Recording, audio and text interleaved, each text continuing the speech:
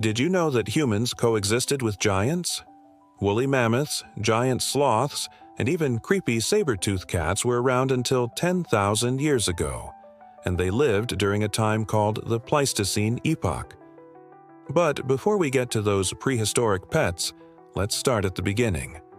In the early Pleistocene, which began 2.6 million years ago, it was warm and pleasant in North Africa. Birds sang, insects danced, and there were lush tropical rainforests everywhere. And it was here that a weird creature evolved. It looked like a mix between a horse and a giraffe, with striped legs, donkey-like ears, and horns on its head. They called this animal Pleiotragus, and although they look a little goofy, they were very successful. They spread to Europe, Asia, and Africa and survived until the end of the Pleistocene. Now, let's go back to the start of the Pleistocene. There were already humans around. Our ancestors had been walking upright for millions of years, and we know they were in Africa because we've found stone tools and evidence of controlled fires there from as far back as 3.4 million years ago. But in the early Pleistocene, they were still pretty primitive. They lived in small groups and did not make very good tools. So what makes the Pleistocene different? Why is it such an important part of human history? Well, in the early Pleistocene, humans in Africa started making better tools. They were made from the blades of sharp volcanic glass called obsidian, and were so well made that we can still use them today. This time also saw the earliest known human migration out of Africa, where our ancestors quickly spread across the entire continent. For example, we know that they were in China by 1.7 million years ago. Humans continued to migrate throughout the Pleistocene, eventually reaching Australia, Europe, and the Americas. But as humans spread, the climate cooled. This ushered in the Ice Age, and it lasted for the majority of the Pleistocene. Now, don't get me wrong, ice sheets weren't covering the whole planet. Sometimes it would melt and then freeze again. But over time, the planet got colder and colder. By the middle of the Pleistocene, ice sheets covered most of northern Europe, North America, and East Asia. During the coldest parts of the Pleistocene, ice sheets spread all the way south into Mexico, China, and the Middle East. We call these periods glacial, and in between we have interglacial periods where the ice melts.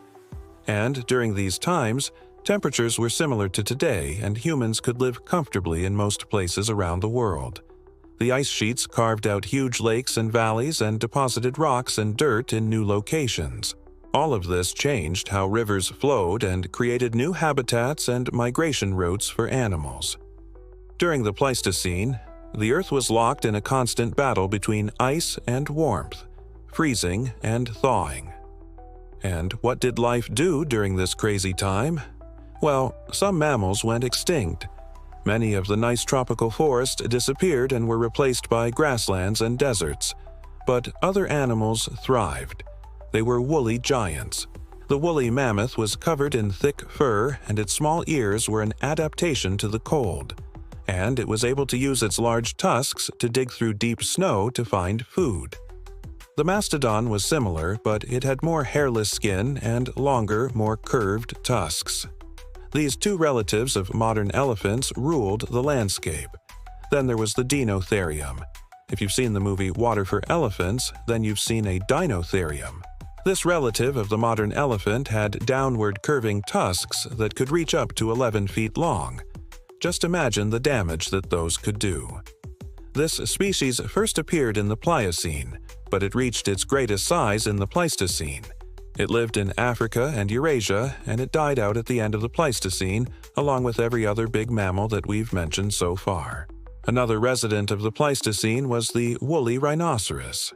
It looked a lot like a modern rhino, except it had even larger horns and hair that almost touched the ground. This kept it warm enough to live in the northernmost regions of Europe. But no predator wanted to mess with a woolly rhino. And there was one predator that really stood out among the rest: Smilodon, also known as the saber-toothed cat. It had sword-like fangs that could be as long as 12 inches. To keep these blades razor-sharp, the saber-toothed cat had special sheaths in its upper jaw. These amazing cats lived in the Americas and southern Europe. So, what was life like during the Pleistocene? It was brutal. If you were a small mammal, you either had to move south or die. And if you were a human, you were forced to hunt and kill large mammals just to survive. Humans also had to compete with the saber-toothed cat for food. But there's one thing that sets the Pleistocene apart from all the other epochs: the rise of humanity. During the Pleistocene, humans developed new technologies that allowed us to thrive during the Ice Age.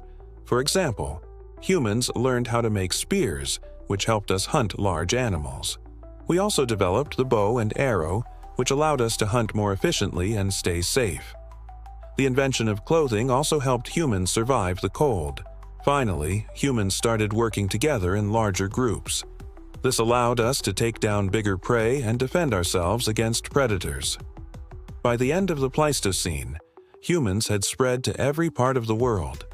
We had domesticated dogs and were farming plants and animals. We had also developed complex language and were living in cities. So, what happened to those woolly mammoths and giant ground sloths? Well, they didn't just vanish. Climate change and the spread of humans probably caused their extinction. In fact, the end of the Pleistocene may have been the worst mass extinction event in Earth's history. At the beginning of the Pleistocene, there were hundreds of mammal species in North America.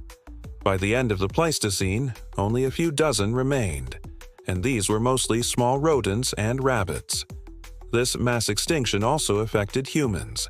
In fact, it's thought that the extinction of mammoths and other large mammals may have contributed to the collapse of some early human civilizations. Even though the Pleistocene was a time of great change and extinction, it was also a time of great innovation. Humans went from being nomadic hunters and gatherers to being farmers and domesticators of animals. We also developed new technologies that allowed us to explore and understand the world around us. In short, the Pleistocene was the human age. It set the stage for the world we live in today. So, what will we talk about next? How about the Holocene?